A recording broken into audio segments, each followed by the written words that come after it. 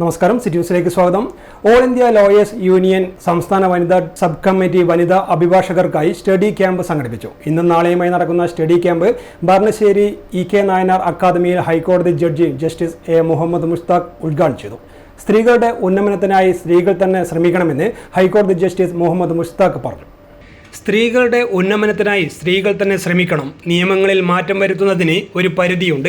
എന്നാൽ സമൂഹത്തിൽ സ്ത്രീകളോടുള്ള കാഴ്ചപ്പാടിനാണ് ഇന്ന് കൂടുതൽ മാറ്റം വരേണ്ടതെന്നും അദ്ദേഹം അഭിപ്രായപ്പെട്ടു. Creating a space is very important. The transformation of the society at a level is not the literacy will make us in a higher elevated level. It's our ethos that is to be followed. It's a standard of living, the concept. So we all need to think loud about the ethical imperatives.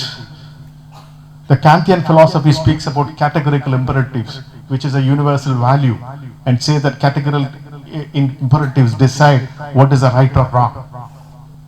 It is all action would be determined based on the categorical imperatives. That's a Kantian philosophy.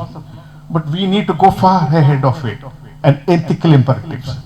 നിയമപരമായ അസമത്വത്തിനെതിരെ പോരാടണം. സ്ത്രീകൾ തന്നെ വിചാരിച്ചാലേ അവർക്ക് ഉയർച്ച ഉണ്ടാവുകയുള്ളൂ. European രാജ്യങ്ങളിൽ സ്ത്രീകൾക്ക് വോട്ടവകാശമുണ്ടായിരുന്നു. എന്നാൽ ഇന്ന് അവിടങ്ങളിലെ പല പ്രശ്നങ്ങൾക്കും അവിടുത്തെ സൊസൈറ്റി തന്നെയാണ് കാരണമെന്നും നിയമജ്ഞർ നിയമം കൈകാര്യം ചെയ്യുമ്പോൾ അതിന് പ്രാധാന്യം കൽപ്പിച്ച് ചെയ്യണമെന്നും ജസ്റ്റിസ് മുഹമ്മദ് മുസ്താഖ് പറഞ്ഞു.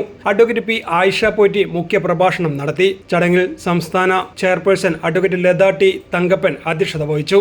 KV സുമേഷ് MLA, അഖിലേന്ത്യാ ലോയേഴ്സ് യൂണിയൻ സംസ്ഥാന vice president advocate K. Vijayakumar, ദേശീയ കമ്മിറ്റി അംഗങ്ങളായ advocate MC Ramachandran, advocate Asha Cherian, സംസ്ഥാന ജില്ലാ ഭാരവാഹികളായ advocate Sumalal, advocate Vinod Kumar Chambolan, advocate BP Sasheendran, advocate KR Deepa, advocate T. Sarala, advocate Preethi Parambath തുടങ്ങിയവർ സംസാരിച്ചു. News desk, city news.